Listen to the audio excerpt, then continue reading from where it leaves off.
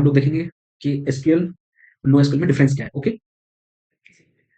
तो हम लोग ना एसक्यूएल और नो एसक्यूएल को देखने से पहले ना हम लोग को रिलेशनल और नॉन रिलेशनल में आपको बता चुका था कि रिलेशनल डेटाबेस क्या होता है, नॉन रिलेशनल डेटाबेस क्या होता है। तो मैं एक बार ना यहाँ पे फिर से बताना चाहता हूँ कि रिलेशनल डेटाबेस क्या होता है, नॉन रिलेशनल क्या होता है। जो अपना रिलेशनल डेटाबेस होता है ना, जो अपना रिलेशनल डेटाबेस होता है,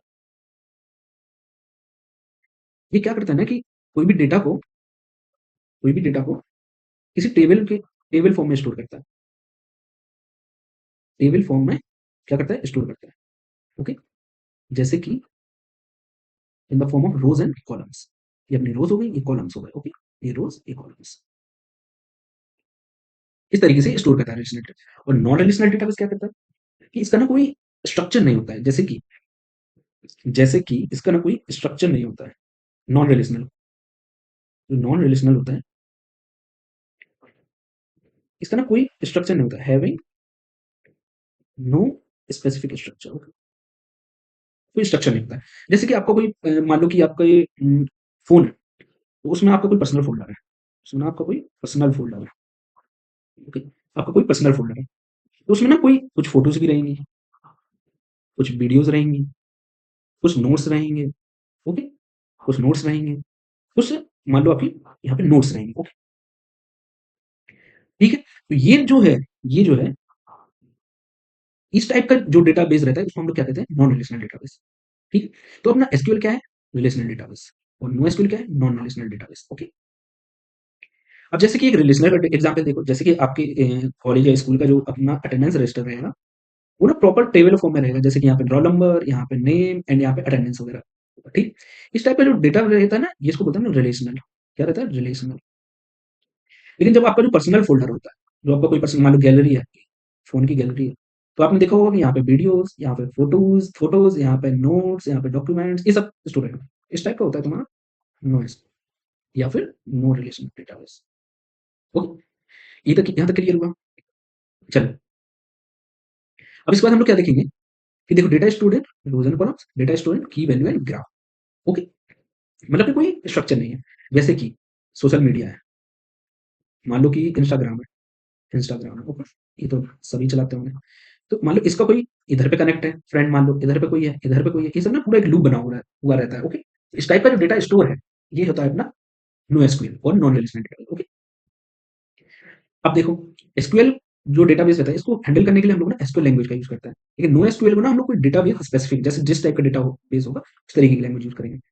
अब फोर्थ वन अपना क्या है, स्कीमा इज फ्लेक्सिबल। इसका मतलब क्या है कि जो अपना एसक्यूएल का डेटा रहेगा, एसक्यूएल का डेटा रहेगा, इसका ना स्कीमा ना फिक्स रहेगा। ओके, इसकी ना जैसे मान लो टेबल्स है, जो टेबल्स है, टेबल्स क्या होंगी कि टेबल्स स्ट्रक्चर जो इसका होगा ना, ये ना एडवांस में ही डिसाइड रहेगा। Decided in advance, decided in advance, ये एडवांस में ही डिसाइड रहेगा। लेकिन अपना जो नो एसक्यूएल का डेटाबेस रहेगा, नो एसक्यूएल का जो अपना स्कीमा रहेगा, नो एसक्यूएल का जो अपना स्कीमा रहेगा, ये ना फ्लेक्सिबल रहेगा। ये ना अपना फ्लेक्सिबल रहेगा। इसका कोई पहले से डेटा स्ट्रक्चर अपना डिसाइड नहीं रहता है। No data structure decided. Okay, no data structure decided किसका, नो एसक्यूएल का। चलो जैसे कि एग्जांपल देख लो, मान लो कि आपका स्कूल एडमिशन फॉर्म है,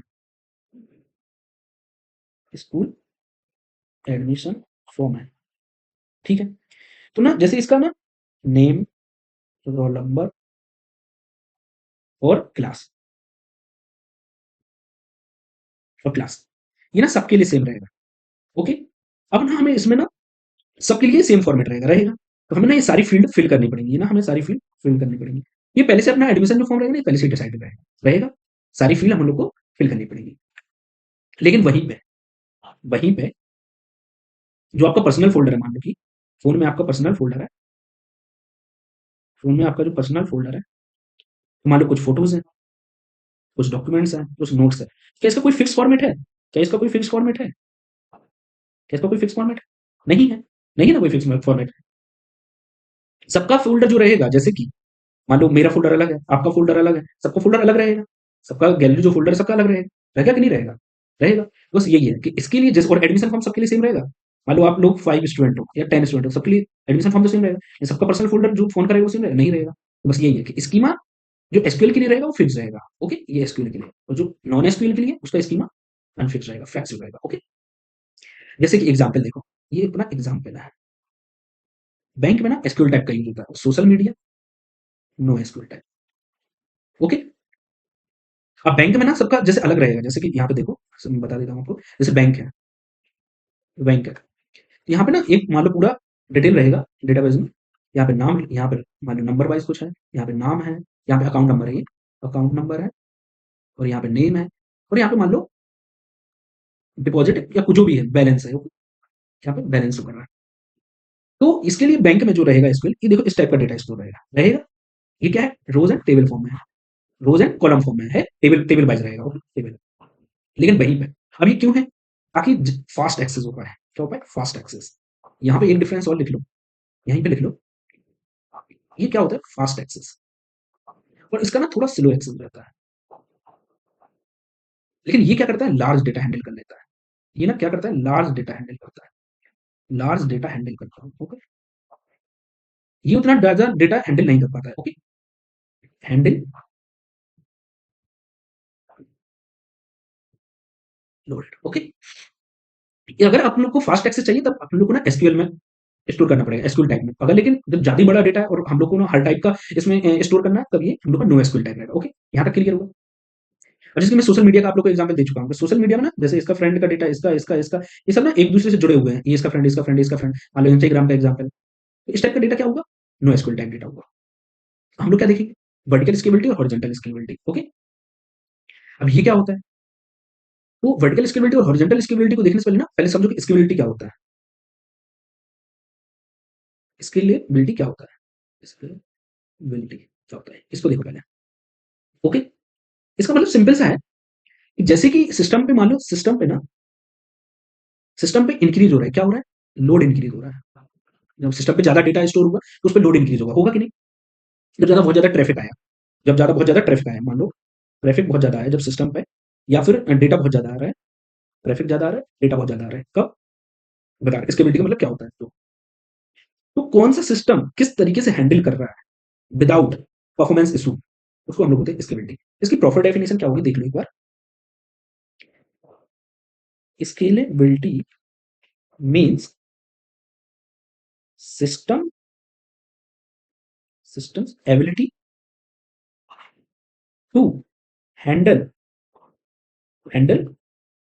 increase data load traffic, okay, without without performance issue, without performance issue, okay, without performance issue। Scalability means क्या होता है कि जब हमारे पास डेटा लोड ट्रैफिक ज्यादा आ रहा है, तो सिस्टम जो है ना विदाउट परफॉर्मेंस इशू के कैसे उसको हैंडल कर रहा है।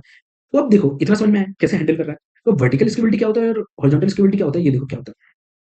अब वर्टिकल क्या होता है, वर्टिकल स्केबिलिटी क्या होता है। वर्टिकल स्केबिलिटी मीन्स ना, देखो दो टाइप से अपन इसको हैंडल कर सकते हैं। जैसे कि हमारे पास ना जब डेटा या ट्रैफिक बढ़ा, ओके, मान लो स्टूडेंट, आप मान लो आप कॉलेज में हो या फिर स्कूल में हो। ओके, एग्जाम्पल देखो, कॉलेज में या स्कूल में हो, मान लो नंबर ऑफ स्टूडेंट बढ़ गए, नंबर ऑफ स्टूडेंट बढ़ गए। ओके। तो टीचर पे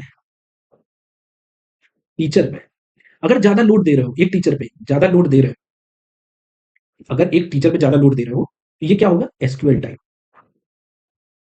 मान लो कि सिस्टम पे ज्यादा ट्रैफिक पड़ा, तो अगर अपन एक मशीन पे ज्यादा लोड दे रहे हैं, ठीक है, अपन मशीन से बोल रहे हैं कि ज्यादा आप काम करो या फिर ज्यादा पावर यूज करो टू डू द वर्क, ठीक है, ये किसकी थिंकिंग, एसक्यूएल टाइप की।